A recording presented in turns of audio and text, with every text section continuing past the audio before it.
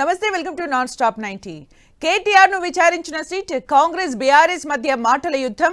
వైసీపీని టార్గెట్ చేసిన చంద్రబాబు, తాడిపత్రి టెన్షన్, కేరళలో గెలుస్తామన్న మోదీ, జమ్మూలో హిమపాతం. ఇలా బ్రేక్ లేకుండా 90 వార్తలు అందించే నాన్ స్టాప్ 90కి స్వాగతం.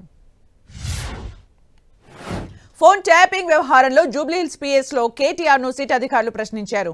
ఈ కేసులో కేటీఆర్ ను joint CP Vijay Kumar, ACP Venkatagiri 7 గంటల పాటు ప్రశ్నించారు.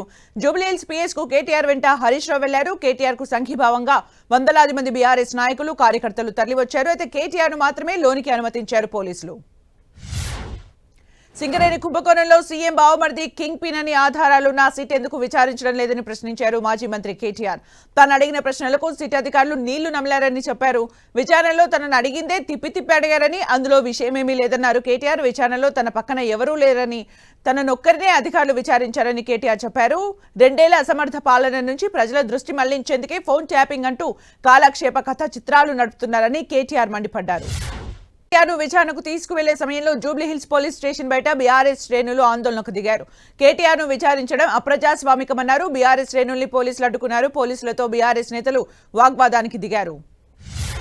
కాంగ్రెస్ ప్రభుత్వం బీఆర్ఎస్ నేతలను ఉద్దేశపూర్వకంగా వేధిస్తోందన్నారు. మాజీ మంత్రి Harish Rao phone tapping case రాజకీయ ప్రేరేపిత కేసు అన్నారు.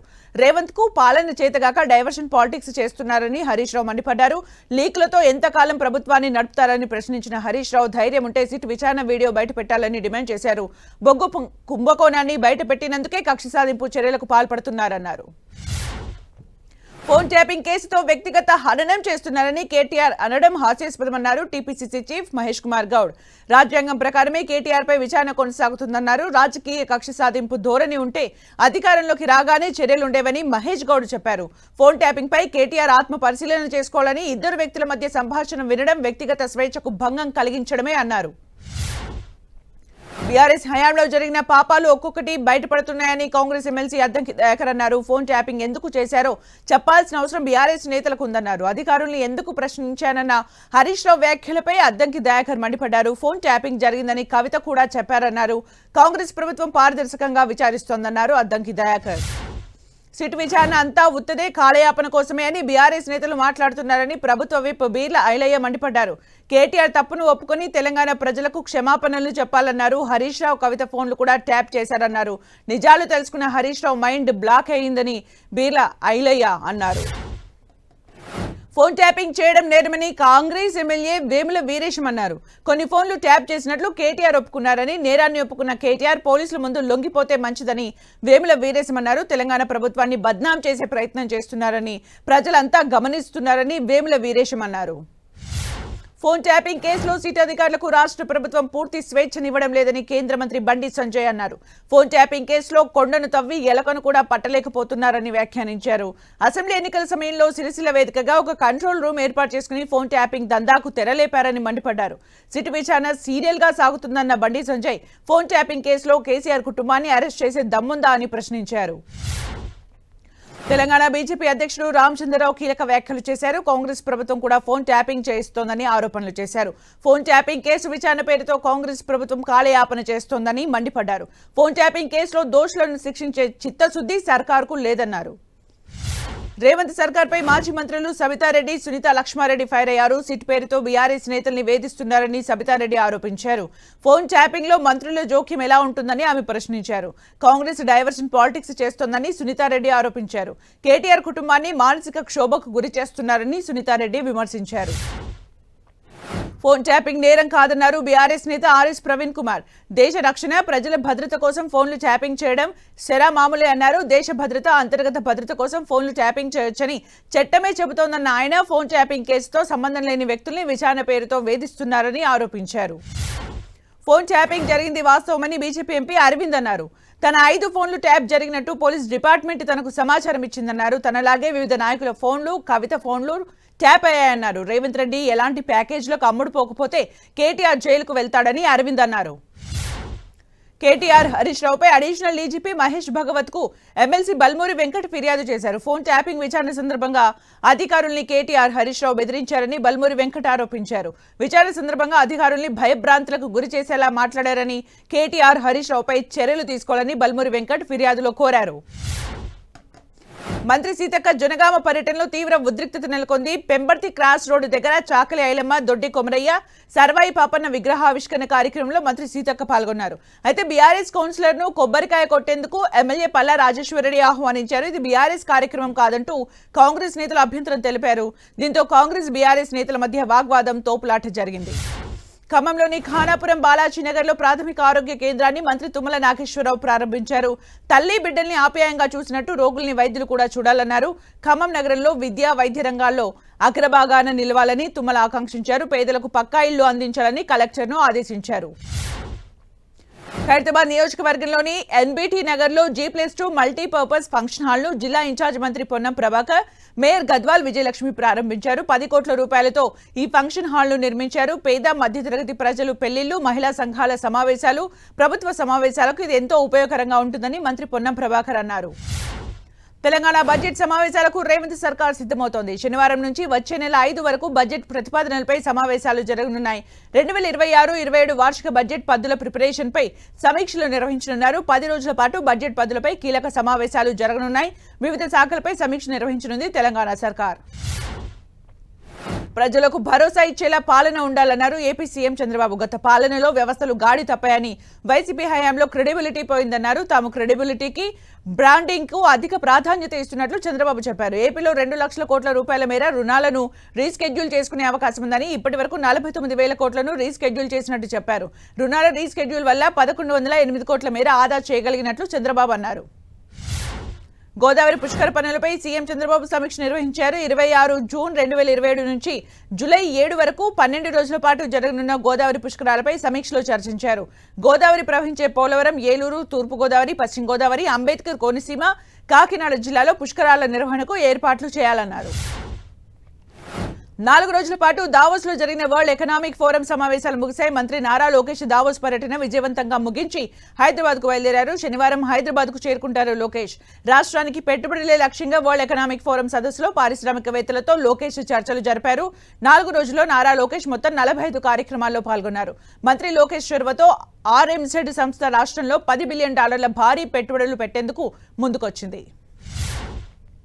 అమరావతి రిపబ్లిక్ డే వేడుకలకు సిద్ధమవుతోంది. మొదటిసారి నవ్యాంధ్ర రాజధానిలో గణతంత్ర వేడుకలు జరగనున్నాయి.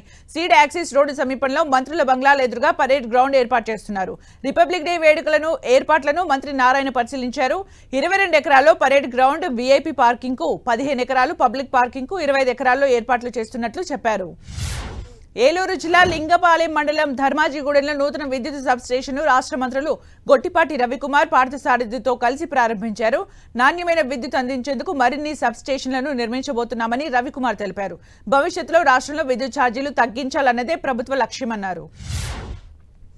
అమరావతి రైతులకు ఈ లాటరీ ద్వారా 115 ప్లాట్లను సిఆర్డీఏ కేటాయించింది. నిబంధనల ప్రకారం పూర్తి పారదర్శకంగా ప్లాట్లను కేటాయించినట్లు అధికారులు తెలిపారు. ల్యాండ్ యాక్విజిషన్ స్థలంలో లేని ప్లాట్లను మాత్రమే కేటాయించినట్లు చెప్పారు. పల్లపు ప్రాంతాలు, సమాధుల సమీపంలో ప్లాట్లు కేటాయిస్తున్నారనేది కొంతమంది అపోహ మాత్రమే అన్నారు. తమ ప్రభుత్వంలో భూముల రీసర్వే చేసి పేదలకు మేలు చేశామని మాజీ మంత్రి పేర్ని నాని అన్నారు. వైసీపీ హయాంలోనే సర్వే చేసిన గ్రామాల్లో కొత్త పాస్ పుస్తకాలు ఇచ్చారని, జగన్ ఫోటో తీసేయడం మినహా పాస్ పుస్తకాల్లో ఒక్క మార్పైనా ఉందా అని పేర్ని నాని ప్రశ్నించారు. 2018లోనే టీడీపీ సర్వే మొదలు పెడితే ఎందుకు కొనసాగించలేదని పేర్ని నాని ప్రశ్నించారు. జగన్ను ఫాలో అవుతూ జగన్ను విమర్శించడం సిగ్గుచేటని పేర్ని నాని విమర్శించారు. గ్రామీణ ప్రాంతాల్లో భూ తగాదాలు తగ్గించడానికి కేంద్రం భూ టైటిలింగ్ యాక్ట్ను తీసుకొచ్చిందని మాజీ మంత్రి ధర్మాన ప్రసాదరావు అన్నారు. కేంద్రం తెచ్చిన ఈ యాక్ట్ను కూటమి నేతలు తప్పుపట్టగలరా అని ఆయన ప్రశ్నించారు.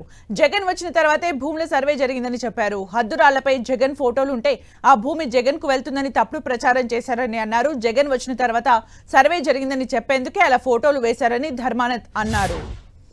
ఏపీ లిక్కర్ స్కామ్ కేసులో ఈడీ విచారణకు వైసీపీ ఎంపీ మిథున్ రెడ్డి హాజరయ్యారు. దాదాపు 7 గంటల పాటు మిథున్ రెడ్డిని ఈడీ అధికారులు విచారించారు. విజయసాయిరెడ్డి ఇచ్చిన వాగ్మూలం ఆధారంగా ఈడీ అధికారులు మిథున్ రెడ్డి విచారించినట్లు సమాచారం.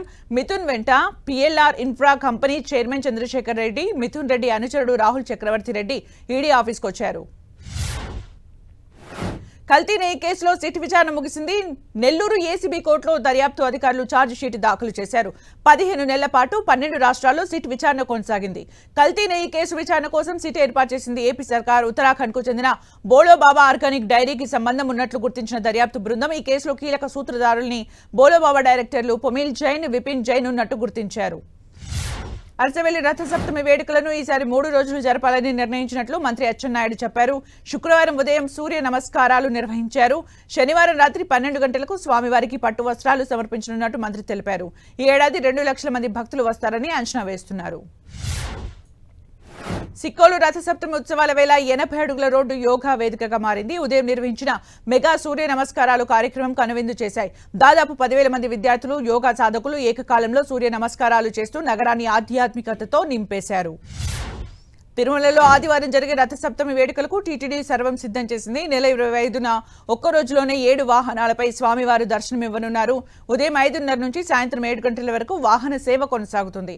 రథసప్తమి రోజున 2 లక్షలకు పైగా భక్తులు తిరుమలకు వస్తారని టీటీడీ అంచనా వేస్తోంది. తాడిపత్రిలో హైటెన్షన్ నెలకొంది. అభివృద్ధిపై చర్చించేందుకు సై అంటూ జేసీ ప్రభాకర్ రెడ్డి తన ఇంటి నుంచి అనుచరులతో బయలుదేరారు. కేతిరెడ్డి పెద్దారెడ్డి తండ్రి విగ్రహం వైపు వెళ్తున్న జేసీ ప్రభాకర్ రెడ్డిని పోలీసులు అడ్డుకున్నారు. పోలీసులతో జేసీ వాగ్వాదానికి దిగారు. అభివృద్ధిపై చర్చకు వెళ్తుంటే ఎందుకు అడ్డుకుంటున్నారని నిలదీశారు.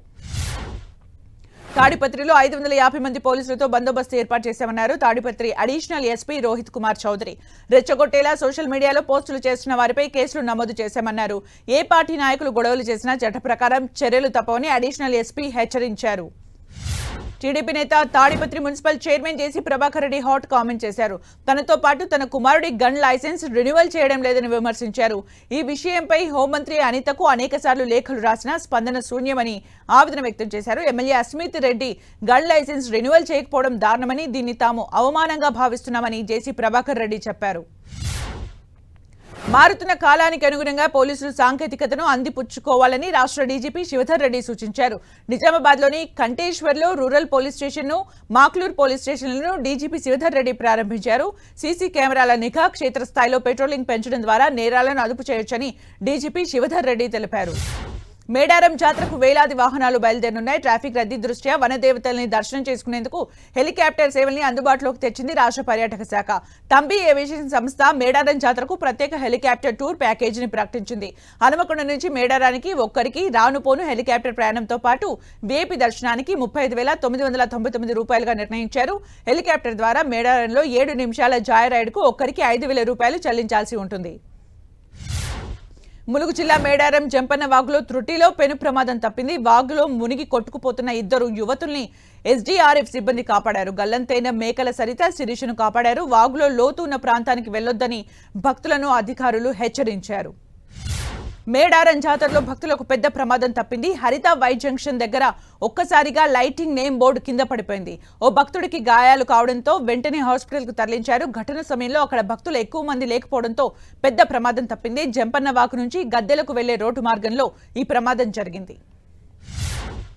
దగ్గుబాటి ఫ్యామిలీపై వస్తున్న వార్తలు పూర్తిగా అవాస్తవమని, ఆ వార్తలను ఖండిస్తున్నట్లు సురేష్ ప్రొడక్షన్ లీగల్ టీం తెలిపింది.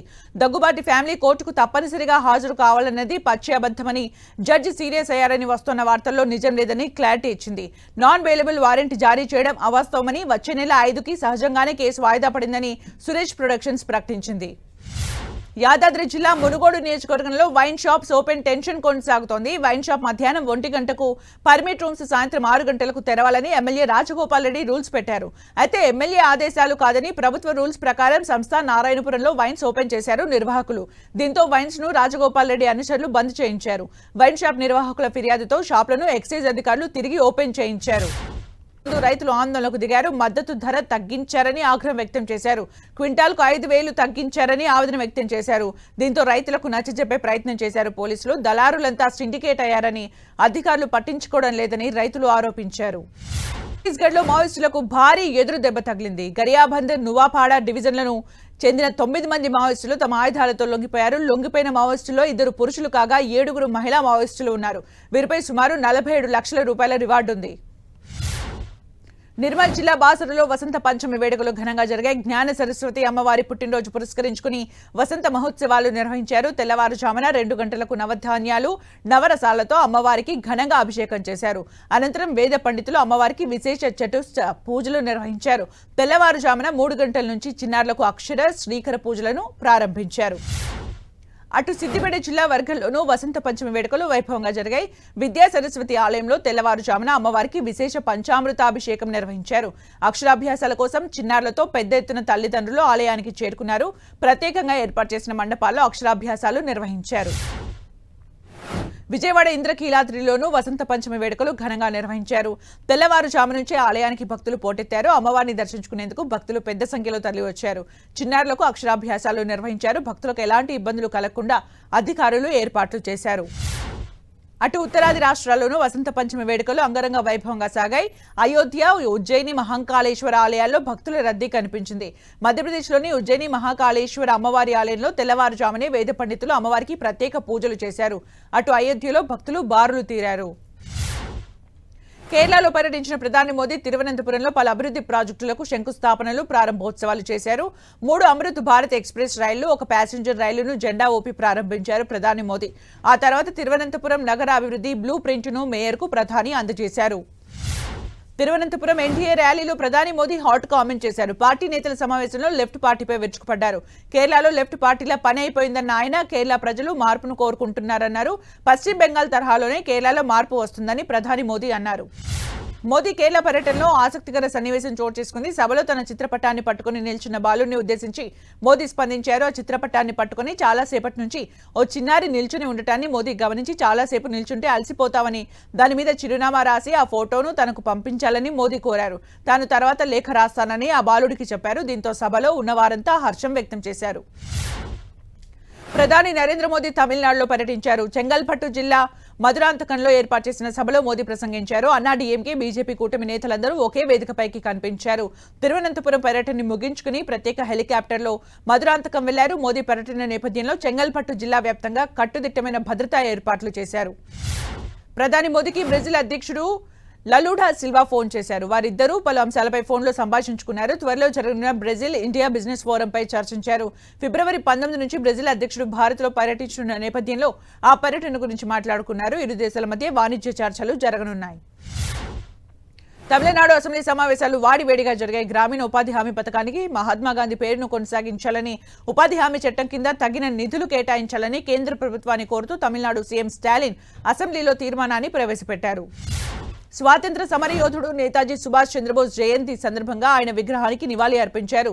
హర్యానా సీఎం నయాబ్ సింగ్ నైని, కర్ణాటక సీఎం సిద్ధరామయ్య ప్రతి యువకుడు నేతాజీ జీవితాన్ని, ఆయన శౌర్యాన్ని గుర్తు చేసుకోవాలని నేతలు ఆకాంక్షించారు. మధ్యప్రదేశ్ ధార్ జిల్లాలోని వివాదాస్పద భోజ్శాల కమల్వాలా మసీద్ ప్రాంగణంలో వసంత పంచమి వేడుకలు ఘనంగా నిర్వహించారు. సుప్రీంకోర్టు ఇచ్చిన ఉత్తర్వులతో భోజ్శాలలోని సరస్వతి ఆలయంలో ప్రత్యేక పూజలు చేశారు. సూర్యోదయం నుంచి సూర్యాస్తమయం వరకు హిందువులు సరస్వతి పూజలు నిర్వహించుకోవచ్చని సుప్రీంకోర్టు ఉత్తర్వులు ఇవ్వడంతో అక్కడ ప్రత్యేకంగా బలగాలను ఏర్పాటు చేసింది ప్రభుత్వం. గణతంత్ర దినోత్సవ వేడుకలకు దేశం సిద్ధమవుతుండగా దేశవ్యాప్తంగా హై అలర్ట్ కొనసాగుతోంది.